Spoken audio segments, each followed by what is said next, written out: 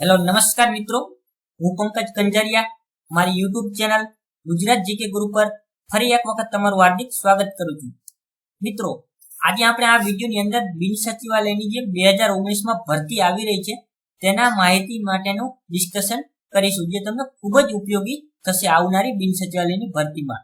મિત્રો, આજે આપણે આ વિડીયોની અંદર બિન સચિવાલય 2019ની તૈયારી કેવી રીતે કરવી, બિન સચિવાલયનો સિલેબસ શું છે, બિન સચિવાલય માટે શું વાંચવું કે બિન સચિવાલયની પરીક્ષા કેટલા સ્ટેજમાં લેવાશે તેના વિશેની માહિતીનો ડિસ્કશન કરીશું.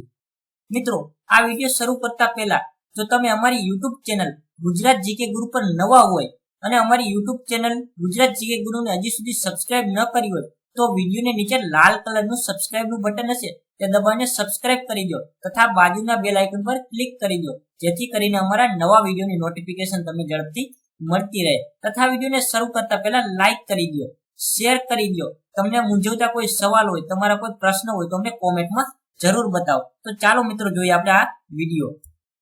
મિત્રો, બિન સચિવાલયની 2019ની જે ભરતી છે તે કોના દ્વારા લેવામાં આવે છે તો તે છે ગુજરાતના ગૌણ સેવા પસંદગી મંડળ દ્વારા બિન સચિવાલયની ભરતી લેવામાં આવે છે, જેની અંદર અલગ અલગ વિભાગ જેવા કે મહેસૂલ વિભાગ, નાણાં વિભાગ, શિક્ષણ વિભાગ એવા 50 થી ઉપર વિભાગની કમ્બાઇન્ડ ભરતી લેવામાં આવે છે ગૌણ સેવા પસંદગી મંડળ દ્વારા, જેમાં બિન સચિવાલય તથા સચિવાલયની ક્લાર્કની ભરતી લેવામાં આવે છે. મિત્રો, બિન સચિવાલય ભરતી 2019 છે તે કેટલા સ્ટેજમાં લેવાશે તો તે છે 2 સ્ટેજમાં લેવાશે. એમાં પ્રથમ સ્ટેજ જોઈએ તો તે પ્રથમ સ્ટેજ છે તે 200 ગુણનું લેખિત પેપર હશે. તે એમસીક્યુ સ્વરૂપનું હશે કે જેમાં એક ગુણના 200 ક્વેશ્ચન હશે, જે બધા જ એમસીક્યુ સ્વરૂપે હશે.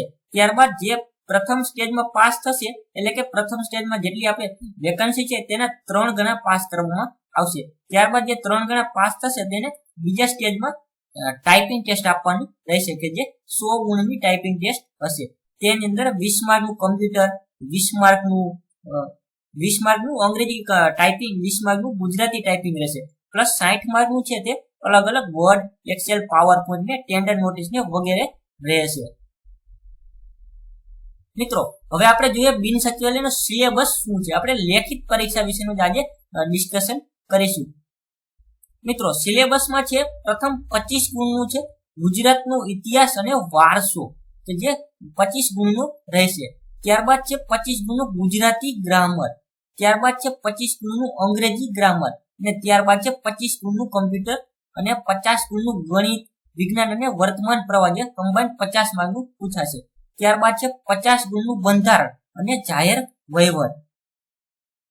મિત્રો, હવે આપણે જોઈએ ગુજરાતનો ઇતિહાસ અને વારસો, એમાં શું આપણે વાંચવું તો તેની અંદર છે પ્રાચીન ગુજરાત, મધ્યકાલીન ગુજરાત અને આધુનિક ગુજરાત. ત્યારબાદ વારસામાં છે સાહિત્ય, કળાઓ, સ્થાપત્ય, મેળા, કલા કસબો વગેરે જેવું ગુજરાતના ઇતિહાસ અને વારસામાં આપણને પૂછાય છે. તો મિત્રો, પ્રશ્ન એ થાય કે ગુજરાતના ઇતિહાસ અને વારસામાં વાંચવું શું, તો તેના માટે ગુજરાતના ઇતિહાસ અને વારસાની એક વર્લ્ડ બોક્સની અથવા અક્ષર પ્રકાશનની મસ્તની બુક આવે છે, તે તમે વાંચી શકો છો. મિત્રો, જો તમારે એ બુક લેવી હોય અથવા તો તમારે એ જોવી હોય તો ડિસ્ક્રિપ્શનમાં તેની લિંક આપેલી છે. તથા સાહિત્ય માટે તમે યુવા ઉપનિષદની સાહિત્યની બુક આવે છે, તે તમે વાંચી શકો છો. ત્યારબાદ છે ગુજરાતી ગ્રામર, તો કે ગુજરાતી ગ્રામર છે તે 25 માર્કનું પૂછાશે.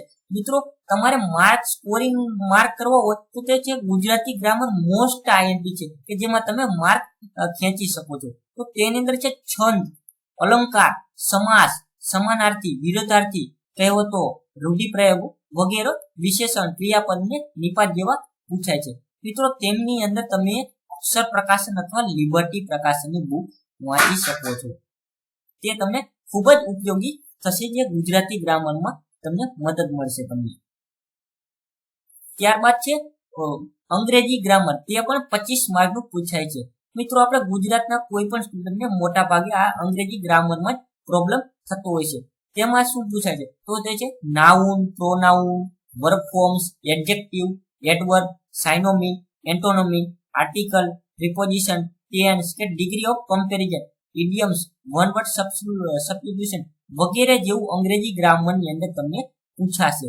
તો તેના માટે મિત્રો તમે અક્ષર પ્રકાશન અથવા વર્લ્ડ ઇનબોક્સ પ્રકાશનની સારામાં સારી બુક આવે છે કે જે તમે માર્કેટની અંદર તમને કોઈ પણ સ્ટેશનરીની અંદર અવેલેબલ છે, જે તમે પરચેસ કરી શકો છો. મિત્રો ત્યારબાદ છે કોમ્પ્યુટર પણ એક સ્કોરિંગ વિષય છે. તો તેની અંદર basic, input output, Word, Excel, PowerPoint, internet કે વિન્ડોઝ ને લગતા સારામાં સારા ક્વેશ્ચન પૂછાશે તમને. તો તેની અંદર તમે વર્લ્ડ ઇનબોક્સની અથવા તો એક આઈસની પીડીએફ તમને ઓનલાઈન મળી રહેશે, તે પણ તમે વાંચી શકો છો. મિત્રો 25 માર્ક છે કોમ્પ્યુટર, એમાં પણ તમે સ્કોરિંગ કરી શકો છો. ત્યારબાદ છે 50 માર્કનું ગણિત, વિજ્ઞાન અને વર્તમાન પ્રવાહો. મિત્રો ગણિતની અંદર તમને જો બેઝિક નોલેજ હશે તો તમે ત્યારબાદ તમે વર્લ્ડ ઇનબોક્સ પ્રકાશનની સારામાં સારી એક બુક આવે છે ગણિતની, સરળ ગણિત અથવા કે સરળ ગણિત કરીને એક વર્લ્ડ ઇનબોક્સ પ્રકાશનની બુક છે, તે તમે વાંચી શકો છો. અથવા તો તમે 8 થી 10 ધોરણના ગણિતના પાઠ્યપુસ્તક પણ તમે ફોકસ કરી શકો છો. ત્યારબાદ છે વિજ્ઞાનની અંદર તમને સામાન્ય વિજ્ઞાન પૂછવામાં આવશે, જેવું કે રસાયણ વિજ્ઞાન, ભૌતિક વિજ્ઞાન કે જેવું પૂછવામાં આવશે, જીવ વિજ્ઞાન જેવું. તો તેની અંદર તમે પહેલા 8, 9, 10 ના વિજ્ઞાનની બુક વાંચી લો. ત્યારબાદ એ પૂરું થઈ જાય ત્યાર પછી તમે વર્લ્ડ ઇનબોક્સ પ્રકાશનની એક સામાન્ય વિજ્ઞાનની બુક આવે છે, તે તમે વાંચી શકો છો. ત્યારબાદ છે વર્તમાન પ્રવાહ. તો મિત્રો વર્તમાન પ્રવાહમાં એક બેસ્ટ સોર્સ છે કે જે ઓનલાઈન આઈસની દર અઠવાડિયે પીડીએફ બહાર પડે છે, જે તમે વાંચી શકો છો અને તમે એમાં શોર્ટમાં તમે આખું વર્તમાન પ્રવાહ છે તે તમે કવર કરી શકો છો. અને ત્યારબાદ જો તમને વધારે કરંટ અફેર કરવાનું જો ઈચ્છા થાય તો તમે લિબર્ટીની latest facts in general knowledge દર મહિને આવે છે, અથવા તો વર્લ્ડ ઇનબોક્સની મેગેઝિન પણ તમે વાંચી શકો છો. ત્યારબાદ છે 50 ગુણનું બંધારણ અને જાહેરવેર.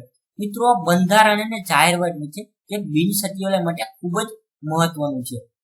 તેની અંદર તમારે શું કરવું અને શું ન કરવું એ જ મહત્વનું છે. મતલબ કે બંધારણ એક એવો વિશાળ સબ્જેક્ટ છે, બંધારણ અને જાહેરવેર, કે જે તમારે ખૂબ જ ઉપયોગી છે. તો તે બંધારણ છે અને બંધારણની અંદર તમે સહેજાદકારી અથવા તો વર્લ્ડ ઇનબોક્સની એક જાહેર વહીવટનું અને બંધારણની બુક આવે છે, તે તમે વાંચી શકો છો. મિત્રો આ બંધારણની અંદર તમે સિલેક્ટેડ ટોપિક પણ વાંચી શકો છો અથવા તો તમે ફૂલ બુક વાંચી શકો. થોડીક બુક મોટી છે પણ તમે બિન સચિવાલય માટે તમને ખૂબ જ ઉપયોગી થશે. મિત્રો જો તમને આ વિડીયો સારો લાગ્યો હોય તો લાઈક કરવાનું, કોમેન્ટ કરવાનું અને શેર કરવાનું ના ભૂલતા. જય હિન્દ મિત્રો.